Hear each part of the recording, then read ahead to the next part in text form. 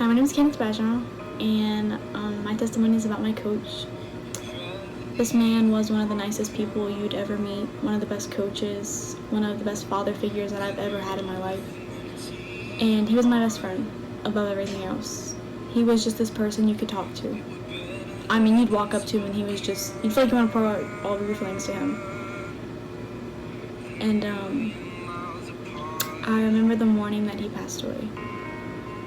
I walked into my mom's room and she was crying on her bed.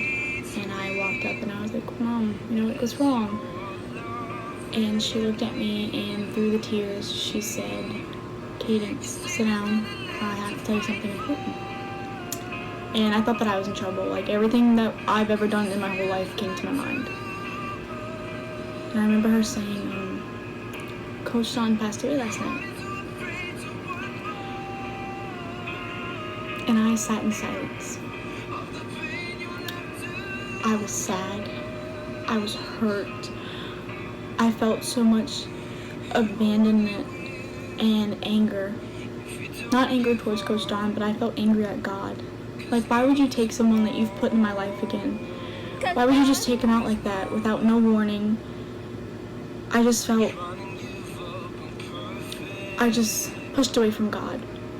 I didn't want anything to do with him. I blamed God. I pushed so far away from him where it was hard for me as a person to look past what he had so-called done.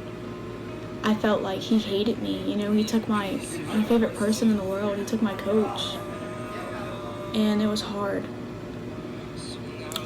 For a few months, I started to shut everybody down. I shut everyone out. I shut down. I shut everybody out of my life. I didn't want anything to do with anybody. And the next softball season came around, and it was the roughest season that we've ever had together as a team. And I'm trying not to cry, okay? It was our first tournament back, losing a coach, losing a family member, losing someone who was on the field with us. It felt like we were missing a piece of our team, a piece of our hearts. And I remember getting to the field, and Miss Debbie, who was his wife, she's sitting there and she's crying. And we all knew why, she just lost her husband, she's gonna cry. And we all just hugged her as a team. So we had one big group team hug. We were just crying. It's emotional time. And she looks up at us and she goes, did y'all see the name of the park? And we're like, no, what are you talking about? And she looks at us and she goes, the name is Don Memorial Park. This park was an hour away. Nobody had ever knew we had a coach named Don. Nobody even came, close to guessing the name. This was just a random thing that happened.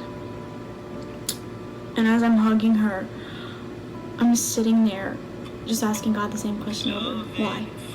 Why him? Why now? Why couldn't you wait 80 years until I'm about to die? Why did you have to take someone that you just put in my life? And I had to realize that this wasn't just about me. That I wasn't the only one grieving. And the thought of losing someone so close to me and so dear, it hurt.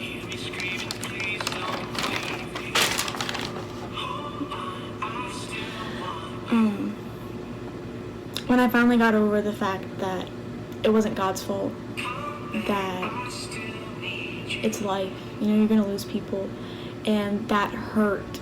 It hurt, but it made me also realize that it's not about what you take with you, it's about what you leave behind. And Coach Don left behind so many amazing things that he's taught me and taught the girls on my team, taught people in life. You just sit down and you think wow. He didn't just teach me how to catch. He didn't just teach me how to play softball. He taught me what a real father was like. He taught me what having someone in your life can do. And it was at that moment that I knew that I had to turn my life around. I had to walk with God because the thought of never seeing him again, like even in heaven, it hurt. So at that moment I told myself, you know what, no, we're going to turn around, we're going to follow God, we're going to walk this path with him, we're going to do what we're supposed to do. And it was just in that moment that I felt at peace. I felt like Coach Don was there with me. Every game I play, I still look behind me. I look to see if his chair is there.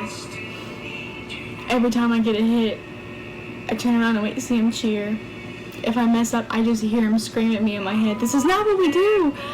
This is not how you're supposed to play!" I see him in everything I do, and I know that he is with me through every part of life. No matter if I feel him, if I don't. And just knowing that he's there spiritually, and knowing that I'm going to see him again one day, and everybody else that I've lost in life, it made me get myself straight and walk with God, because I wanted to be with him. I wanted to party in heaven. I want to go to heaven with all these people. It made me realize that when you die, it's heaven or hell, and you have to choose. That's my testimony. You only win if you don't give up, 'cause love is war and war is love. Hi, I'm Haviland, and today I'm sharing with y'all a little bit of my testimony. So throughout these last couple years, I've gone through different struggles in my life where I was in a darker place than I'd like to admit. And through that, or during those times, I wasn't in the right place with God. I didn't really, I knew him because I've always grown up in a Christian household. So I knew he was, I knew that he loved me, and I had a relationship with him, but it just wasn't strong enough at the time.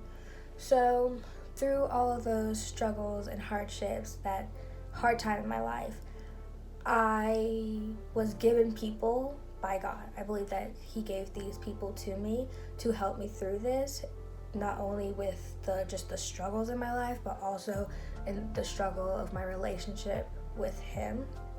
And I'm really grateful for that. He put certain people into my life, and he knew what they were going to do for me and how they were going to help me. And that's great. It was wonderful, and they did help me. They did exactly that. So thankful. But during those hard times, I did try to grow my relationship with God, and so I would look at a lot of Bible verses, especially about him not leaving me or him always being with me. And one of them that always stuck out to me was Psalms 23:4. Even when I walk through the darkest valley, I will not be afraid, for you are close beside me.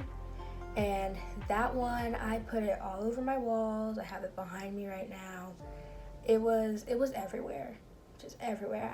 I always was reading it because it just stuck with me, and I will never forget that, because yes, I had those struggles, but through those struggles, I got so many good people, and my relationship with God grew so much better. It got so much better, and those people who God did put in my life helped me with my relationship with God, and I'm very, very thankful for that. And I want to continue to grow with my walk with God, and I'm really excited to do that. So yeah.